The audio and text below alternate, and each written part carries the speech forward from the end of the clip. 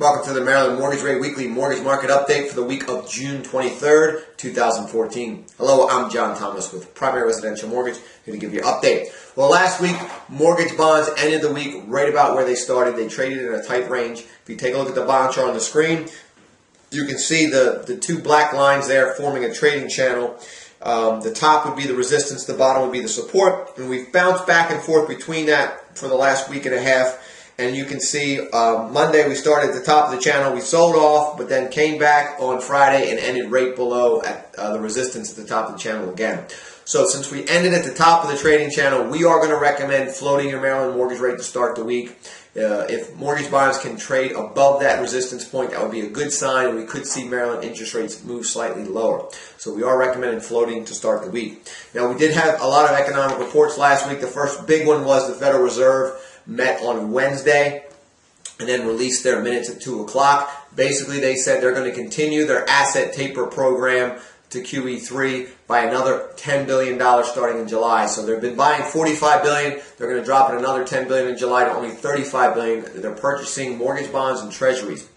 So as they pull back on that taper, we will see a negative effect on mortgage rates. We could see rates move higher because there would be less demand in the market as the Feds pull back. So we got to keep a watch out for that. And then the Feds also said they're going to keep the Fed funds rate at near 0%, which is the interest they charge banks from borrowing money from the Fed. So that's going to keep liquidity in the market. And they also said that the stock market was not overbought, so that may make the stock market rally, which could be a negative effect on bonds as well. So as we go into July, we've got to keep a lookout for these events because we may quickly switch to a locking stance.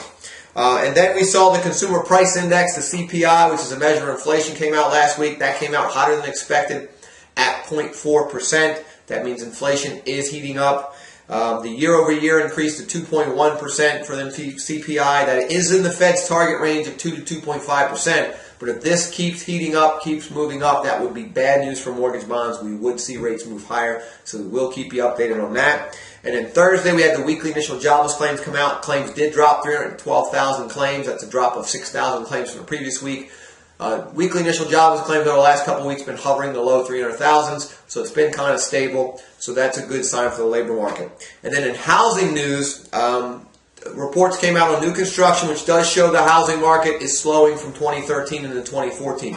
Still growth, still positive, just not that double-digit appreciation. The first report was housing starts for May 2014.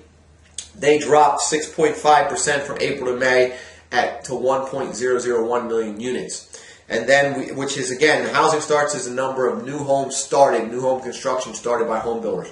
And then we had building permits come out. It dropped 6.4% from April to May and dropped to 994,000 units annualized.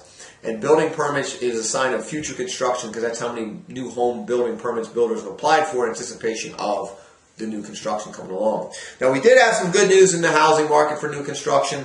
The home builder housing market index moved up to 49 in June from 45 for May. That's a great sign, and it's only 1 point shy of the 50. 50 is important on that index because 50 is basically a good number for home construction. It shows builders are feeling really good. So we're almost there for new home construction. It's a great market. So it's still a great time to get out there and purchase or refinance your home.